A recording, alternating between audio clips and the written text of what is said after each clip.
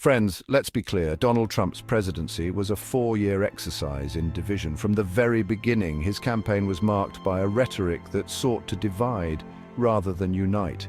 His speeches, filled with inflammatory language, set the tone for a presidency that would be characterized by a deepening of the divides within our nation. He thrived on pitting Americans against each other. His strategy was simple yet effective: create an enemy, rally his base against that enemy, and use the ensuing chaos to his advantage. This approach was evident in his handling of various issues, from immigration to healthcare. He painted complex issues in black and white, us versus them. This binary thinking left little room for nuance or compromise, further entrenching the divisions within our society. His rhetoric often reduced multifaceted problems to simplistic solutions, which resonated with some but alienated many others. Whether it was immigrants, Muslims, or anyone who dared to disagree with him, Trump turned difference into a weapon. He used fear and suspicion to rally his supporters, often at the expense of marginalized communities. His words had real consequences, leading to increased hostility and violence against these groups. His rallies were infamous for their charged atmosphere, often fueled by anger and resentment. These events became a breeding ground for divisive rhetoric, where chants and slogans echoed his polarizing messages. The energy at these rallies was palpable, but it was an energy born of division, not unity.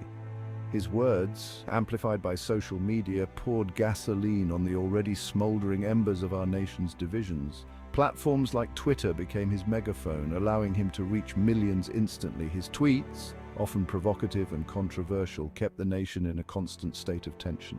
This wasn't leadership. It was a reality show where outrage equaled ratings. The more controversial his statements, the more media coverage he received. This cycle of provocation and reaction kept him in the spotlight, but it also deepened the rifts within our society. The consequences of this rhetoric were real. Protests erupted across the country, communities were torn apart, and the social fabric of our nation was strained to its breaking point. The anger and frustration that his words incited had tangible effects on the ground. Hate crimes spiked during his presidency. The FBI reported a significant increase in incidents of violence and discrimination, many of which were directly linked to the divisive rhetoric coming from the highest office in the land. This rise in hate crimes was a stark reminder of the power of words and the responsibility that comes with them. The very fabric of our nation, woven from the threads of our shared values, felt stretched thin. The ideals of unity, equality, and justice seemed to be under constant attack. The divisions that were once simmering beneath the surface were now laid bare for all to see. We can't afford another 4 years of this. The toll of this divisive rhetoric is too great. Our nation is weary from the constant state of conflict and division. We need to heal, to come together, and to find common ground once again. America needs a uniter, not a divider. We need leaders who will bring us together, who will celebrate our diversity and work towards a common future. The legacy of Trump's rhetoric is a cautionary tale, a reminder of the power of words and the importance of unity in the face of division. One of the most fundamental qualities we expect in a president is accountability. When things go wrong, a true leader takes responsibility. They don't pass the buck, they don't point fingers, they own up to their mistakes and learn from them. Unfortunately, accountability was a concept that seemed lost on Donald Trump. Remember the infamous "I alone can fix it" line from his 2016 convention speech? Well, it turned out that when things went wrong, it was always someone else's fault: the pandemic, the economy, even the weather. Nothing was ever his responsibility. This constant blame shifting eroded trust and created a culture of impunity within his administration. It's no way to run a country. The COVID-19 pandemic was a test of leadership on a global scale. It demanded empathy, clear communication, and a willingness to put the needs of the nation above all else. Tragically, Donald Trump's response to this crisis fell far short of what was needed. Instead of uniting the country, he downplayed the severity of the virus. He spread misinformation about treatments. He even mocked those who wore masks, turning a simple public health measure into a political statement. The consequences of this failure were devastating. Hundreds of thousands of Americans died, millions lost their jobs, the economy was plunged into chaos. It was a stark reminder of what happens when we choose bluster and denial over science and leadership. Section 4. Undermining democracy, attacks on our institutions. Democracy is a fragile thing. It is a delicate balance that requires constant vigilance and care. The very essence of democracy is built on trust, mutual respect, and the understanding that every voice matters. It relies on a shared set of norms, a collective agreement that we are all in this together, regardless of our differences. These norms are the glue that holds our society together, allowing us to engage in healthy debates and disagreements without tearing each other apart on the peaceful transfer of power, a cornerstone of democratic governance.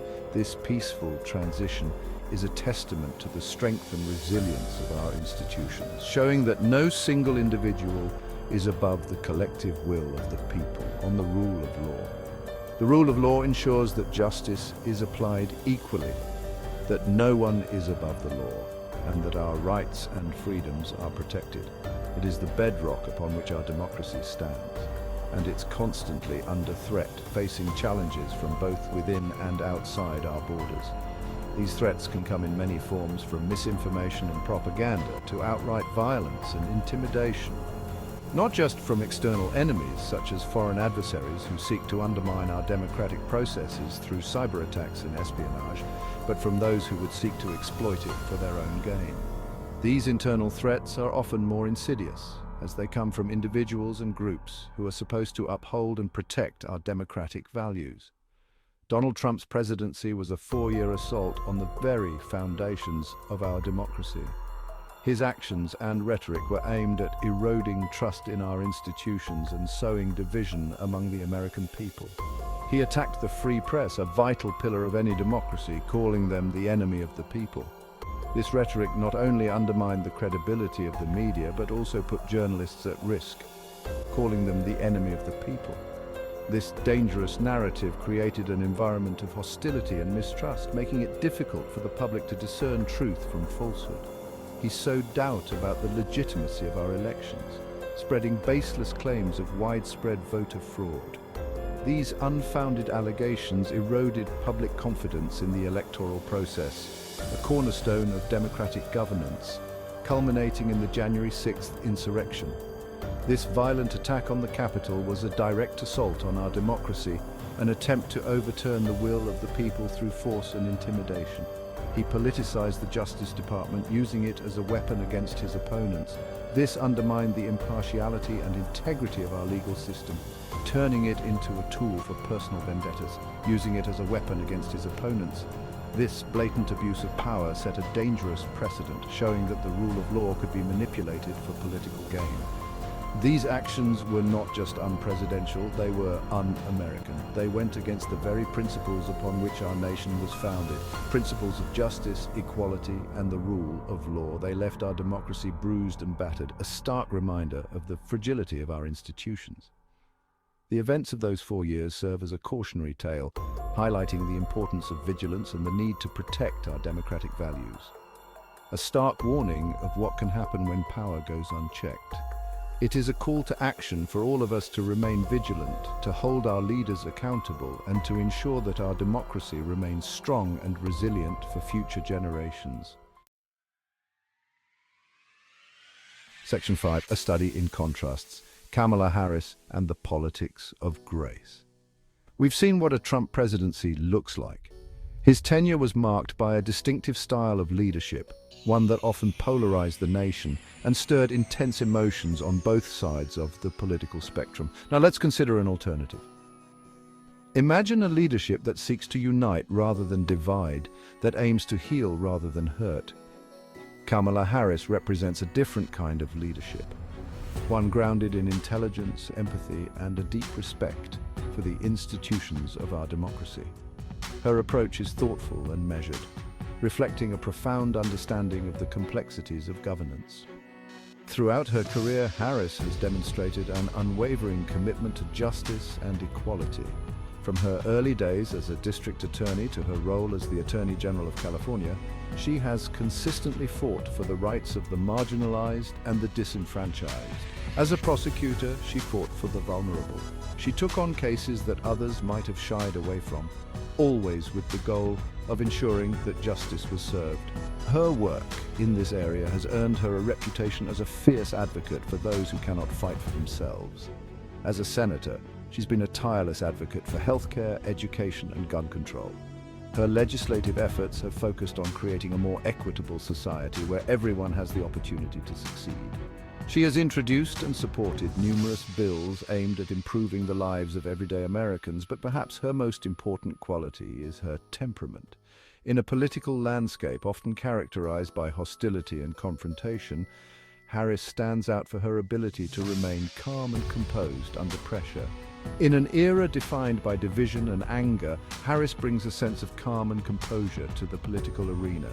She listens, she seeks common ground. Her ability to engage in thoughtful dialogue and her willingness to consider different perspectives make her a unifying figure in a time of great division. She understands that leadership is not about shouting the loudest, but about bringing people together. Her approach is collaborative, and she believes in the power of collective action. By fostering an environment of mutual respect and understanding, Harris aims to build bridges and create lasting change.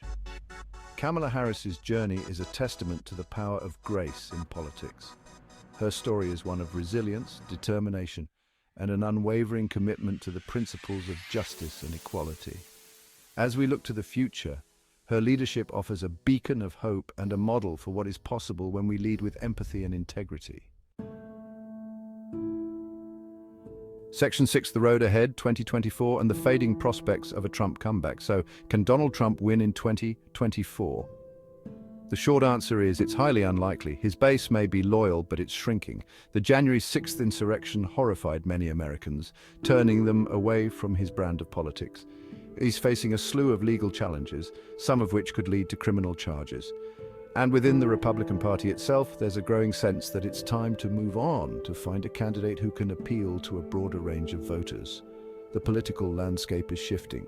Voters are looking for leaders who can offer solutions, not sound bites.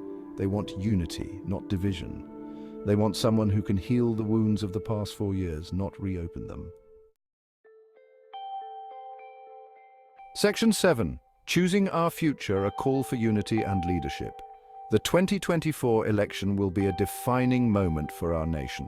It will be a choice between two very different visions of America, one based on fear and division, the other on hope and unity. The choice is clear. We need a leader who will bring us together, not tear us apart. We need a leader who will uphold the Constitution, not undermine it. We need a leader who will put the needs of the people above their own personal gain. It's time to turn the page on the Trump era and embrace a brighter future. Let's choose hope over fear. Let's choose unity over division. Let's choose leadership over chaos. The future of our democracy depends on it.